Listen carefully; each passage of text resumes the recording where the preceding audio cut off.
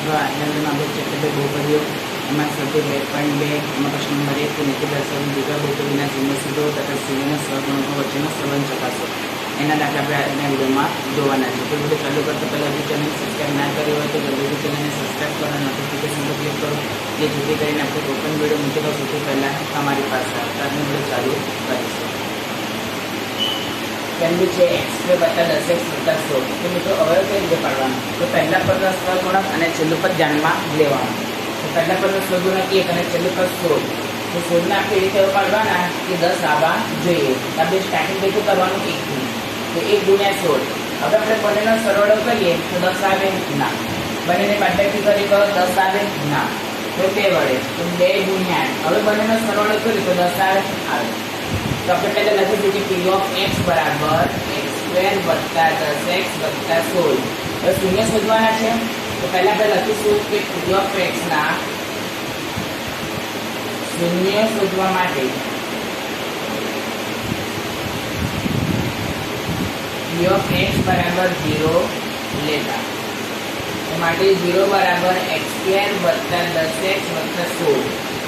તો માટે x² + 10x + 16 બરાબર 0. તો માટે ચલો હવે શું આપણે હવે પાડેલા છે 2 × 8. બંનેનો સરવાળો તો 10 આવે. તો પહેલા મોટી સંખ્યા લેવાની પછી નાની સંખ્યા. તો x² + 8x + 2x + 16 બરાબર 0. તો માટે આ બંનેમાંથી શું કોમન નીકળે છે? x. એટલે કૌંસમાં x + 8 વત્તા વચ્ચે પ્લસનું ચિહ્ન તો પ્લસ આવશે. આ બંનેમાંથી શું કોમન નીકળે છે? 2. એટલે કૌંસમાં x + 8 બરાબર 0. બે કૌંસમાં x + 8 બીજા કૌંસમાં x + 2 બરાબર 0.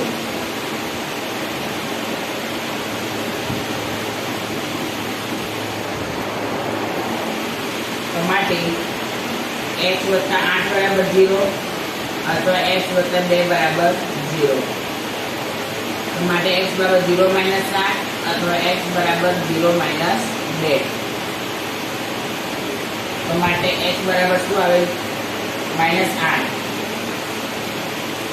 અથવા x બરાબર -2. ચલો હવે આપણે શું કરવાનું છે? શૂન્યના સહગુણકો વચ્ચેનો સંબંધ ચકાસવાનો છે. તો લખીશું કે જવાબ લખવાનું કે આમ આપેલ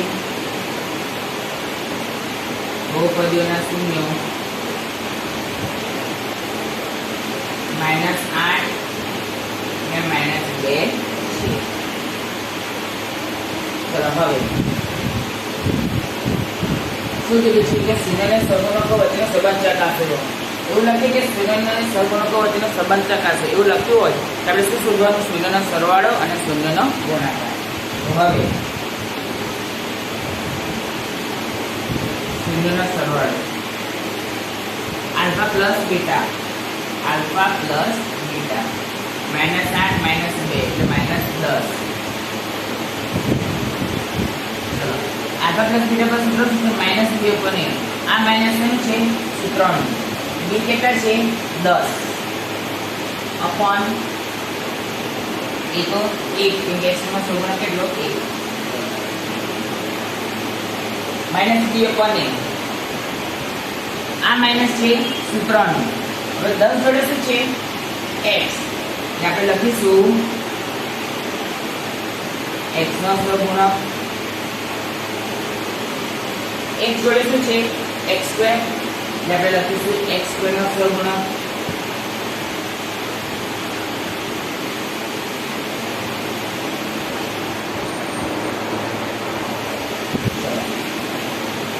અને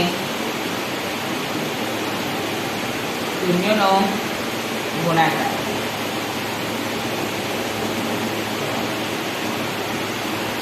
-8 - 2 માઇનસ પ્લસ 8 × 16 આવ્યો. ચલો આલ્ફા બીટામાં સૂત્ર છે c/a. c કેટલા છે? 16 અને a કશું કરતે છે કેટલા લખવાના? a. હવે 16 એ શું છે? અચળ પદ. શું છે? અચળ પદ. અને a કે શું છે? x² નો સહગુણક.